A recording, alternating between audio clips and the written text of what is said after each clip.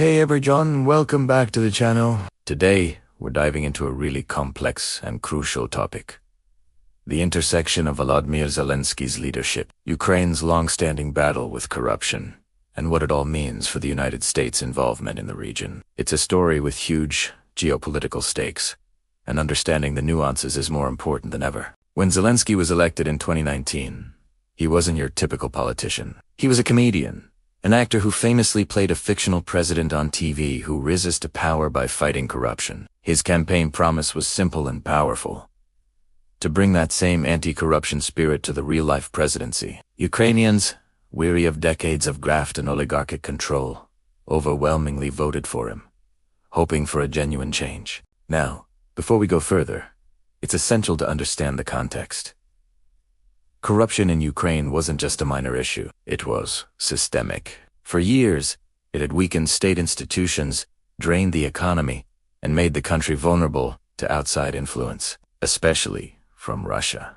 This wasn't just about politicians taking bribes. It was about powerful business figures, known as oligarchs, controlling entire sectors of the economy, media outlets, and even political parties. This system created a huge drag on Ukraine's potential and its path toward greater integration with Europe. So, when Zelensky took office, he had a monumental task ahead of him. He initiated several key reforms. He signed a law to strip lawmakers of their immunity from prosecution, a privilege often abused in the past. He pushed for the relaunch of the National Agency for Prevention of Corruption and worked to strengthen anti-corruption courts. There were some early successes and a real sense of momentum. For the first time, it felt like the fight against corruption was being led from the very top. But then, February 2022 happened. The full-scale invasion by Russia changed everything. Suddenly, the nation's very survival was on the line. The focus, understandably, shifted from internal reforms to national defense. Zelensky transformed into a wartime leader,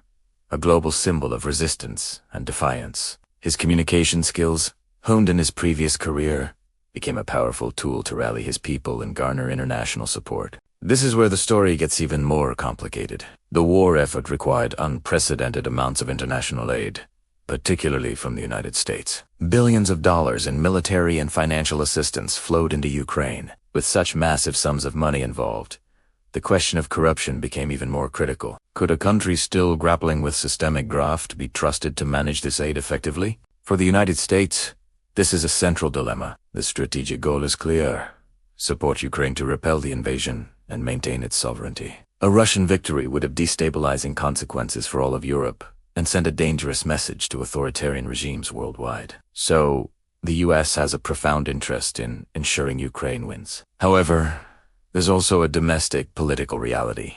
American taxpayers want to know their money is being used for its intended purpose to help Ukraine defend itself, not to line the pockets of corrupt officials. Any hint of major scandals involving US aid could seriously undermine public and political support for the war effort. This puts immense pressure on the Zelensky administration. Recognizing this, the Ukrainian government has had to fight a war on two fronts, one against the invading army and another against corruption at home. We've seen some high-profile dismissals and investigations, even in the midst of the war. For example, there have been shakeups in the Ministry of Defense over procurement scandals related to military supplies. Zelensky himself has been very public about his zero-tolerance policy, stating that any corruption during wartime is tantamount to treason. These actions are crucial, not just for maintaining domestic trust, but for assuring international partners like the US that their support is not in vain. The United States and other allies have also implemented their own oversight mechanisms to track the aid. There are auditors and inspectors on the ground,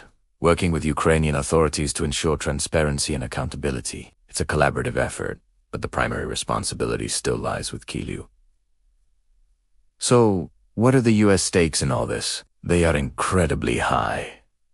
First, there's the geopolitical stake. A sovereign, democratic, and prosperous Ukraine is a major bulwark against Russian expansionism. It's about upholding the international rules-based order that has largely kept the peace since World War II.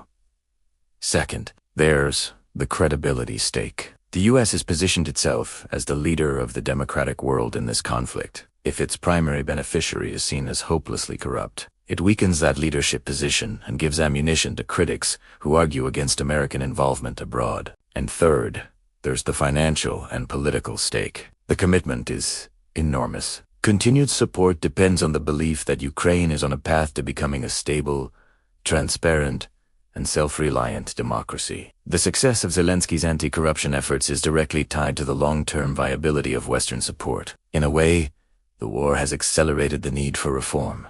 The urgency of national survival has created a powerful incentive to clean house. The Ukrainian people are more united than ever, and their demand for a just and fair society is a powerful driver of change. They are not just fighting for their territory, they are fighting for a new kind of Ukraine, one free from the corrupt influences of the past. Zelensky's legacy will ultimately be defined by both the outcome of the war and his success in this internal struggle. For the United States, navigating this complex landscape means continuing its robust support for Ukraine's defense, while simultaneously pushing for and assisting with the anti-corruption reforms that are essential for the country's long-term health and stability. It's a delicate balancing act, but one that is absolutely vital for the future of Ukraine and for the broader security of the world. This is a story that's still unfolding, and we'll be keeping a close eye on it. The stakes couldn't be higher. Thanks for watching, and if you found this breakdown helpful, be sure to like the video and subscribe to the channel for more deep dives into the issues that shape our world. See you next time.